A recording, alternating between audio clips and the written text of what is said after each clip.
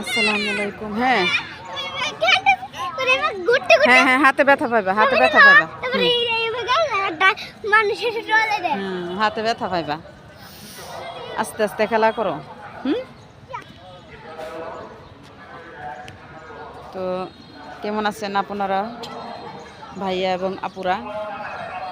সবাইকে আসসালামু আলাইকুম। তো আমি আলহামদুলিল্লাহ ভালো আছি, ছেলে মেয়ে স্বামী সংসার নিয়ে। আসলে সত্যি কথা, আমি মধ্যবিত্ত পরিবারের মেয়ে। আমার বাপের বাড়ি হলো গাজীপুর, আমার শ্বশুর বাড়ি কিশোরগঞ্জ। ওই পাগলা মসজিদেরতে 20 টাকা গাড়ি ভাড়া লাগে। আল্লাহ আমার কত ভাগ্য ভালো রাখছে, আমি প্রতি শুক্রবারে আসতে পারি পাগলা মসজিদে। তো আপনারা দোয়া করবেন আমার ছেলে মেয়ের জন্য বা আমার জন্য দোয়া করবেন। আপনাদের জন্য আমি অবশ্যই দোয়া করি। পাগলা মসজিদে আসলে অবশ্যই আমার সাথে দেখা করবেন। অবশ্যই সবার সাথে আমি দেখা করলে আমি অনেক খুশি হব। ইউটিউব চ্যানেল খুলেছি, আমি বারবার একই কথা বলবো। আমি যদি কোনো ভুল করে থাকি আমাকে অবশ্যই কমেন্টে বলবেন।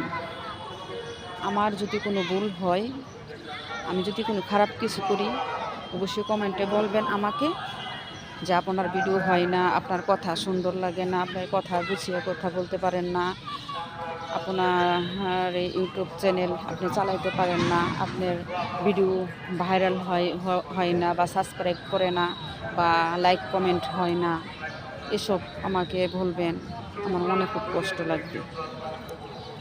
তো আমাকে বলবেন এভাবে করো বা ওভাবে করো, আমাকে বুঝিয়ে নেবেন আপনাদের ছোট বোনের মতন। তো আমাকে ইউটিউব চ্যানেল খুলেছি পরে আমার শ্বশুরবাড়ির লোকেরা অনেকে অনেক ধরনের কথাবার্তা বলে, যার ভিতরে আমি বাড়ির কথা বলতে পারি না। বাড়ির কথা বললে ও জিগায়, ও এক কথা ও আর এক কথা, বুঝেন না? আশপাশে মানুষের কথার কোনো নাই, ব্যালেন্স নেই এদের।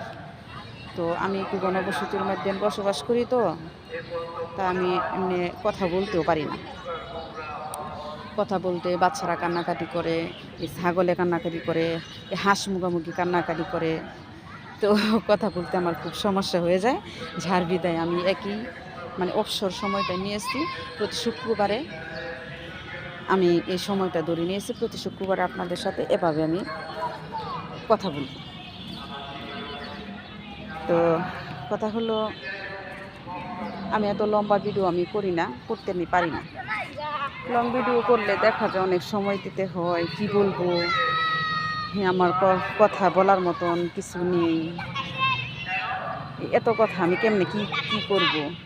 কারণ আমি আমার যে ভাষার কাজ কাম, আমি তো এসব আপনাদেরকে দেখাইতে পারি না। কারণ আমার স্বামীর আদেশ মানতেই হবে। আমার স্বামী বলছে ইউটিউব চ্যানেল খুলেছো, ঠিক আছে, তবে কোনো তোমার ফিস দেখাইবা না, তোমার ফিস দেখাইবা না। যা করো তুমি শর্ট ভিডিও হালকা হালকা তুমি করো, তোমার ইচ্ছা যখন তুমি করতে থাকো। তো আমি এই আশায় আমি করতেছি। আর বন্ধুরা আমাকে একটু সাহস দিবেন, আমি যাতে সামনে আগিয়ে যেতে পারি। তো আমি এখন 6টা ভিডিও করেছিলাম, আবার কিছু ভিডিও আমি ছাড়লাম। তো পাগলা মসজিদের ভিডিও আমি দেখাই, সমস্যা নেই। আরও কিছু আছে পাগলা মসজিদের ভিতরে, মহিলাগর জায়গাটা তো দেখাইতে পারি না, কারণ ওখানে সবাই তো মনে করেন এটি তো মিডিয়ার মধ্যে চলে যাবে, বুঝেন না? সবাই তো এক সমান না, অনেকে মতভেদ করতেই পারে। খেলা করো। তো কি বলবো, আমি এমন কোনো সেলিব্রিটি হওয়ার জন্য আমি ভিডিও করি না। কথা আর কত কথা আপনাদের সাথে আমার জীবনের কিছু কথা বলে আমি মনটা হালকা করি। তো দেখা গেল আপনাদের সাথে কথা বলে আমার ভালো লাগতেছে। মানুষে দেখেন মোবাইল নিয়ে কত সম্পর্ক করে, এদিকে যায় ওদিকে যায়, মিথ্যা কথা বলে, অনেক কিছু কাজকাম করে। তো আমি মনে করি আলহামদুলিল্লাহ এদিক দিয়ে আমার এদিকে এত কিছু আমার নেশা নেই। আমি স্বামী সংসার নিয়ে আমি এটুকু যাতে গুছিয়ে চলতে পারি, এটুকুই আমি আলহামদুলিল্লাহ। আমি এর চেয়ে বেশি কিছু চাই না।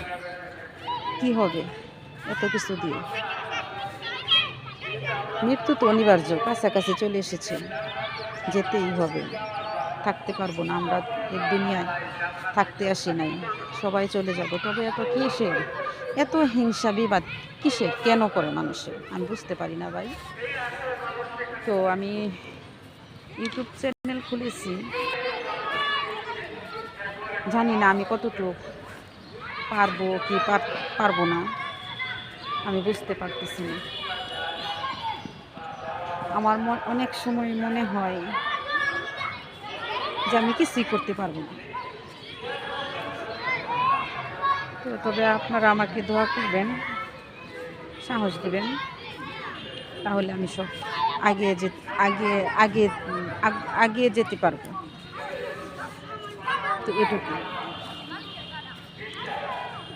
আমি আবার সামনে শুক্রবারে আপনাদের সাথে আমি দেখা করব, আপনাদের সবার সাথে আমি কথা বলব।